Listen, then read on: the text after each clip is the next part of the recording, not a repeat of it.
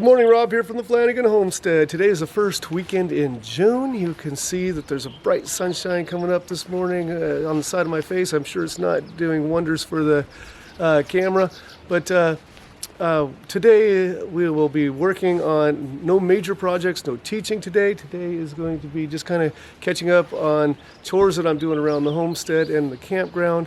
For instance, along with other things, I'll be banding some sheep today, feeding the fish, tending to the garden, hopefully building some steps, or at least starting that, laying them out on the campground cabin, checking with the new renters and seeing if there's anything they need there. I'm going to help build them a storage space as well. So this is just what's going on the Flanagan Homestead. Obviously it's a bright sunny day right now. We went from incredibly wet and cold April to very dry and hot May, just two extremes. We didn't have spring. We went from winter to summer, and we haven't had rain for weeks, which was unusual around here. And there's no rain in the forecast in the next 10-day forecast. So a lot of people are running around loving it, but if you're a Christmas tree farmer that has thousands of new planted trees in the ground, you're hoping that a little bit of rain comes in here and moistens the ground again. As I'm taking care of the animals this morning, I am giving some dewormer. This is the first time I've had sheep and goats to both deworm. So I got a multi-species dewormer where you're supposed to give a low dose 3 days in a row. I gave them the first dose yesterday. I'm going to mix this in with some grain today for the animals, and we'll be doing it again tomorrow. Nice low dose. Often in the spring when it's wet, although it hasn't been as wet around here, this is the time that I need to do that. They may pick up some worms. I did notice that the stools of one of my sheep was getting really soft and kind of indicative of worms. So before that gets too bad, I wanted to do deworming. Hopefully I won't have to do this again until around the fall. Gumballs! I hear them. They're coming. Gumballs!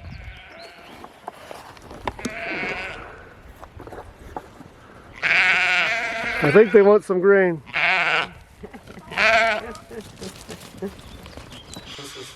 I know it looks a little rough as I grab the goats to get them out of the barn, but I'm trying to get the sheep in and the goats out, and this way I can band the sheep. The goats will come running right back up to me, or did come running right back up to me as soon as I stepped outside looking for love and attention.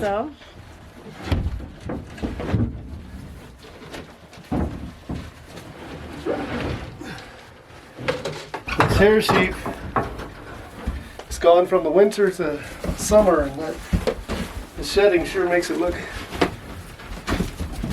She doesn't like being handled. They're not like the goats. Come on, testes, come on down lower. There's one. Holy cow. Let's see if I can get this on the back side of this testes.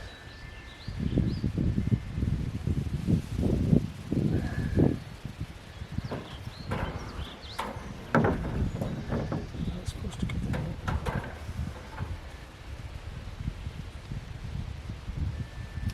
Okay, there's two. I see two nipples outside the ring, so. I got two testes outside the ring. Oh, so I don't.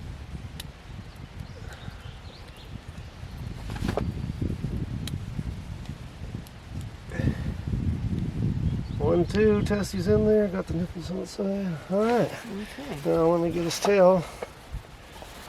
You're good help. I'll keep you around. He's doing good. Yeah, You're doing good checks. he doesn't know what just happened to him. Yeah, he's doing good checks. Sheep are much easier to take care of than goats.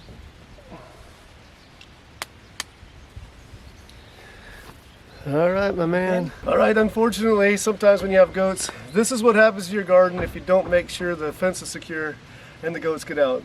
These strawberries are now starting to recover, but it was about a week and a half ago they got out, and they took the tops off of all the strawberries, so you saw some of the berries growing and just a bunch of these stems But now we're starting to get some foliage back, so these June bearing strawberries may be a little bit later June. They did also pull out a bunch of the peas. We haven't replanted those yet. Up top here we have some of the beans that have been replanted, and they're going to be a good full crop.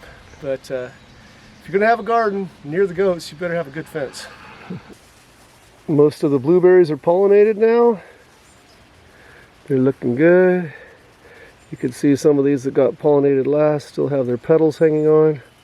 They're just starting to fall off, and the little tiny green berries, these ones that got pollinated earlier, just starting to turn a little bit of blue on the outside.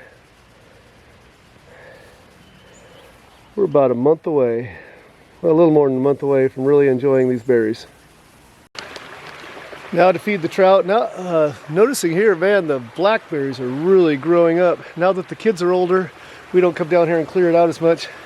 I need to bring the goats down here when I'm reading the book sometime and just let them hang out with me. It's not a fenced-in area. Anyway, let's get some feed out for the fish.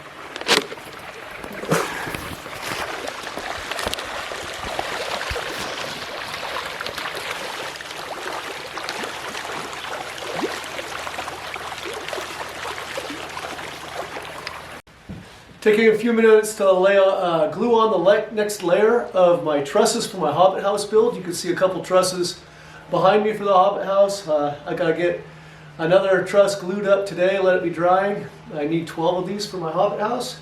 I'm not going to show you how I built these yet, but later in the summer when I finish the Hobbit house, you'll see the Hobbit house build.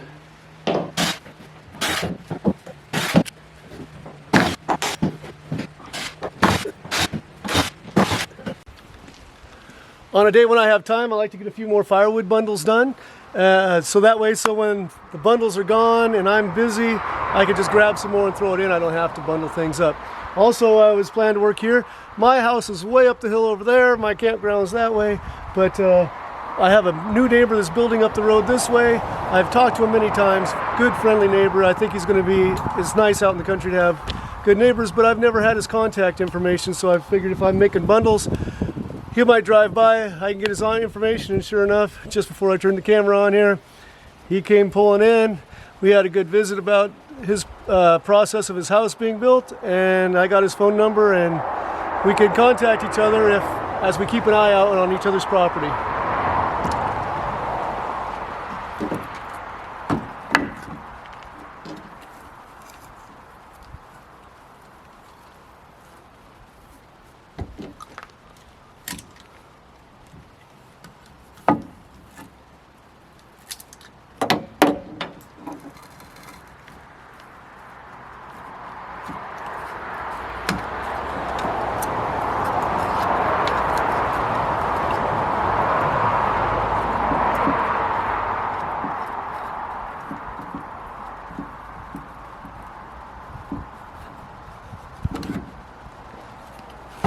All right, next I'm going to split and stack some more firewood. I always have firewood to be cut up into rounds or split and stacked.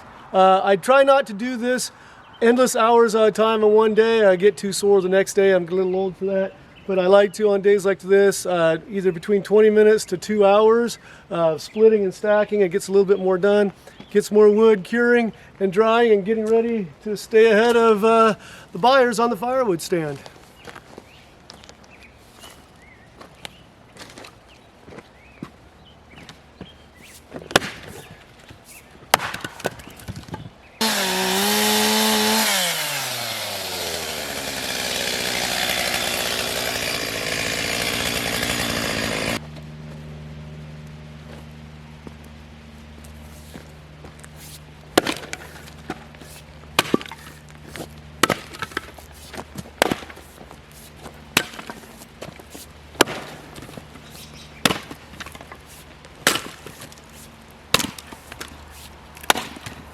All right, my next project is I need to get my excavator greased. And I was almost laughing at myself. This is one of those jobs I really don't enjoy. It's not that hard, but it seems like I end up wearing the grease. I sat in my pickup just going, wasting time, wasn't motivated to get out here, but I gotta get out here and get done. And this is one of those times it's probably my tube is about gone, so halfway through this I'm gonna have to replace the tube, and that's just a mess. So it's just one of those things you have to get done I love my machine. I don't regret buying it for 1 minute, so I need to take care of it.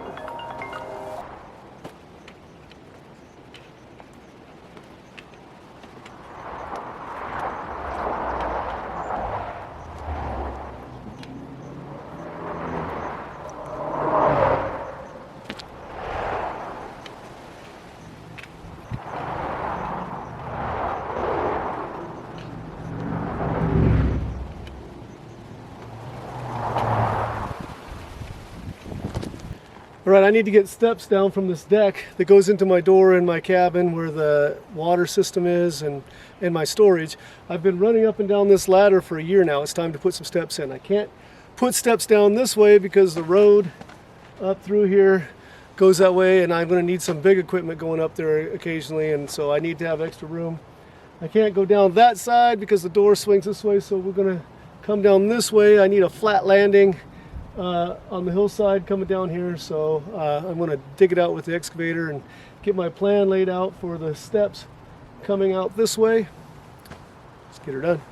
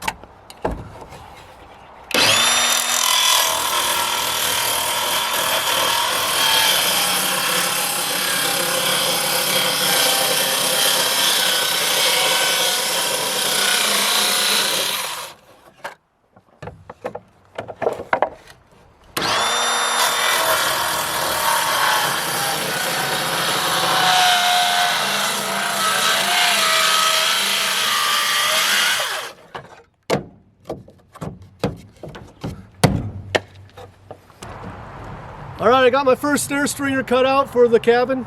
I have an 8-inch rise and 11-inch run. When I measured it out, it could have been actually a little bit less than 8 inches, but you know, if I had a exact floor, a framed up floor, I would do to the exact inch, but because this is on the ground and I want more drop, I'll just dig out a little bit more, and I'll do just a straight 8-inch rise, 11-inch run. I'll now use this as my template. I'll put it on top of the other board, the other stringer, scribe it out, cut it out, and we'll be ready to put our stairs together.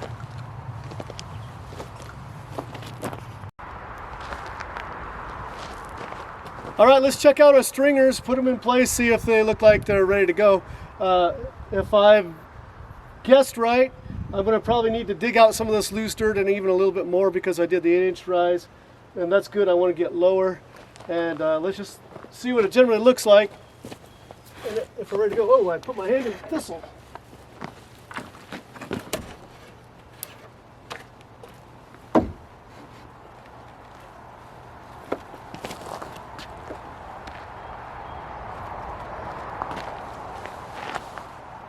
I'll get a level on it in a little bit, but I can tell it's not quite level. It is. I'm going to need to go down a little bit on this side, which is good. I want to get lower, so I'm not running up the hillside. It goes farther out that way than I want, so this top tread, I'm not going to leave it even with the deck. I'm going to cut back one and get some more supports and bring it back underneath that so that I can move the whole stairway that way 11 inches. This is where I'm going to leave this today. I need to get some more materials, a little bit of glue to glue some of that together, as well as outdoor screws. I need to get some cement blocks to put the bottom treads on, or the bottom of the staircase on. And I haven't eaten in a while. Going to get home, get some food, do some projects there, and get ready for my dad's 84th birthday party, which is later tonight.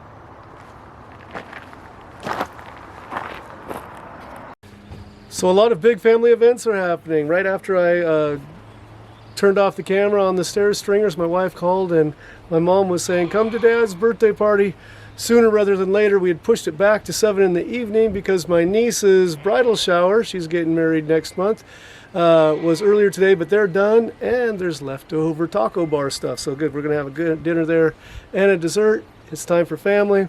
I didn't get a chance to get the irrigation system fixed here. I didn't get a chance to get all the hose lines down at the school. And I was planning to buy some materials to test a makeup dance floor that I'm going to put on my son's wedding, who's also getting married next month. But there's always more to do. This gives you an idea of just how the weekends go around here. Thanks for joining me on the Flanagan Homestead, where Christmas trees are my business, teaching and cleaning horticulture is my job, and outdoor projects are my passion. Hope to see you again soon. Be blessed, everyone.